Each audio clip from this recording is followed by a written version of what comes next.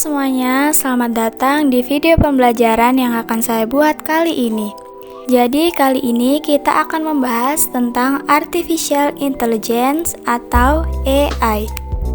Oke semuanya, sebelum kita membahas tentang apa itu Artificial Intelligence AI, sebelumnya perkenalkan, nama saya Jelika Eria Larasati dengan NIM 125400087, mahasiswi dari Institut Teknologi Sumatera, Prodi Teknik Telekomunikasi Angkatan 2025 semester 1. Lalu ada topik pembahasan AI untuk pembelajaran kali ini. Yang pertama ada konsep dasar AI, yang kedua aplikasi AI dalam kehidupan sehari-hari, yang ketiga ada tools AI produktivitas, yang keempat etika penggunaan AI dan literasi digital, yang kelima dampak positif dan negatif AI, yang keenam tips penggunaan AI dan prompting.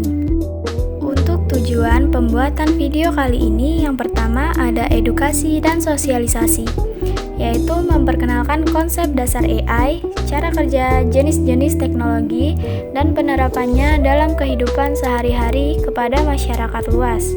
Yang kedua, penggunaan AI yang bertanggung jawab, itu menganalisis etika, dampak, dan panduan untuk penggunaan AI dan prompting yang baik dan bijak. Nah, teman-teman, di sini kita akan menjelaskan tentang apa itu AI, Artificial Intelligence. Artificial Intelligence AI atau kecerdasan buatan adalah cabang ilmu komputer yang mempelajari dan mengembangkan sistem atau mesin yang mampu meniru kecerdasan manusia, seperti berpikir, belajar, memahami, dan mengambil keputusan secara otomatis berdasarkan data dan aturan tertentu. Nah, AI sendiri dibagi menjadi dua, teman-teman. Yang pertama ada machine learning, yaitu bagian dari artificial intelligence AI yang memungkinkan komputer belajar dari data dan pengalaman tanpa harus diprogram secara rinci untuk setiap tugas. Cara kerjanya seperti sistem diberi data, contohnya data nilai, gambar maupun teks, dan juga rekomendasi video di YouTube dan filter spam pada email. Yang kedua ada deep learning. Deep learning adalah bagian dari machine learning yang menggunakan jaringan saraf terinspirasi dari cara kerja otak manusia. Ciri utamanya salah satunya mampu mengolah data yang sangat kompleks dan besar.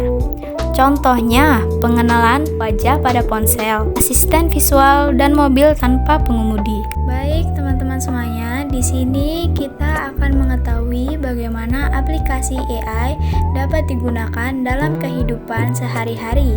Contohnya, yang pertama ada pendidikan dan kesehatan. AI digunakan dalam platform pembelajaran adaptif yang menyesuaikan kurikulum berdasarkan kecepatan belajar siswa. Itu juga membantu otomatisasi penilaian dan menyediakan tutor virtual yang dapat memberikan bantuan instan. Untuk kesehatan sendiri dalam bidang medis, AI membantu mendiagnosis penyakit melalui analisis gambar medis seperti ronsen dan MRI dengan akurasi tinggi, serta mempercepat penemuan obat baru dan personalisasi rencana perawatan pasien. Yang kedua, ada sistem rekomendasi. Sistem ini menganalisis perilaku dan preferensi pengguna sebelumnya untuk menyarankan konten, produk, atau layanan yang relevan. Contoh paling umum adalah rekomendasi film di Netflix atau rekomendasi produk di Amazon dan platform e-commerce lainnya. Yang ketiga, ada navigasi dan transportasi. AI ini adalah inti dari aplikasi navigasi seperti Google Maps yang mengoptimalkan rute, memprediksi kemacetan lalu lintas, dan memberikan estimasi waktu kedatangan yang akurat secara real time. AI juga merupakan teknologi fundamental di balik pengembangan kendaraan otonom mobil tanpa pengemudi. Contoh keempat, yaitu keamanan digital. AI memainkan peran penting dalam mendeteksi ancaman cyber dengan mengidentifikasi pola aktivitas mencurigakan yang mengindikasikan peretasan atau serangan malware. Selain itu, AI digunakan dalam sistem pengawasan yaitu kamera pintar dan metode autentikasi biometrik seperti pengenalan wajah atau sidik jari untuk mengamankan data dan properti. Jadi itulah contoh yang dapat kita lihat kehidupan sehari-hari ya teman-teman. Lalu ada tools AI produktivitas. Tools AI produktivitas sendiri dibagi menjadi dua teman-teman. Yang pertama ada Generative AI Tools, digunakan untuk membuat konten baru seperti teks, gambar, audio, video, dan kode. Generative AI Tools sendiri bekerja dengan mempelajari data dalam jumlah besar lalu menghasilkan output yang menyerupai hasil buatan manusia. Contoh aplikasi AI dari Generative AI Tools. Yang pertama ada ChatGPT. Adalah AI berbasis teks yang digunakan untuk percakapan dan pembuatan konten. Contoh penggunaannya sendiri yaitu membuat skrip video atau presentasi, menjelaskan materi pembelajaran, lalu membantu menulis tugas, artikel, dan laporan, dan juga membuat ringkasan materi. Aplikasi kedua ada Claude, itu generative AI yang fokus pada analisis teks panjang dan penggunaan keamanan AI. Contoh penggunaannya yaitu yang pertama, menganalisis dokumen panjang seperti PDF, artikel, jurnal, rangkum laporan, atau dokumen akademik, membantu penulisan esai dengan bahasa yang rapi dan formal. Yang ketiga ada Google Gemini, adalah generative AI dari Google yang terintegrasi dengan layanan Google. Contoh penggunaan Google Gemini, yang pertama ada mencari dan menjelaskan informasi dengan cepat. Kedua, membantu membuat email profesional. Yang ketiga, membantu presentasi Google Slide, dan yang keempat, membantu ide dan jawaban berbasis konteks Google. Kelima, mengolah teks, gambar, dan data.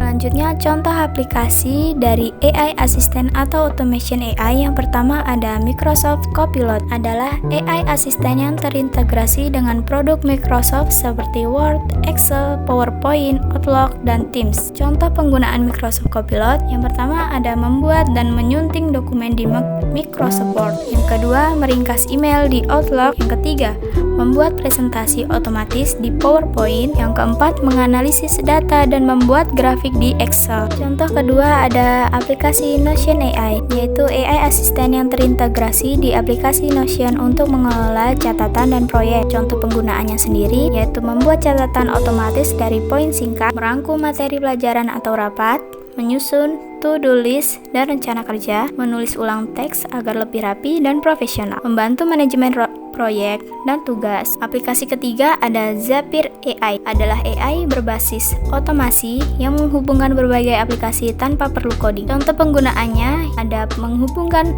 email dengan Google Sheet, mengirim notifikasi otomatis ke WhatsApp, menyimpan data forum ke database, mengotomatisasi pekerjaan berulang, membuat workflow otomatis berbasis perintah AI.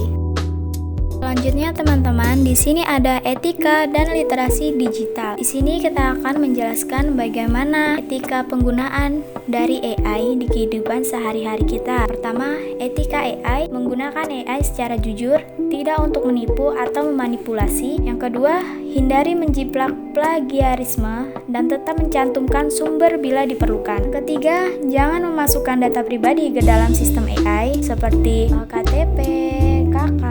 Itu tidak boleh ya teman-teman. Yang kedua yaitu literasi digital, mampu mengevaluasi kebenaran informasi dan hasil AI, melindungi data pribadi dan akun digital, mengetahui cara kerja dasar teknologi AI.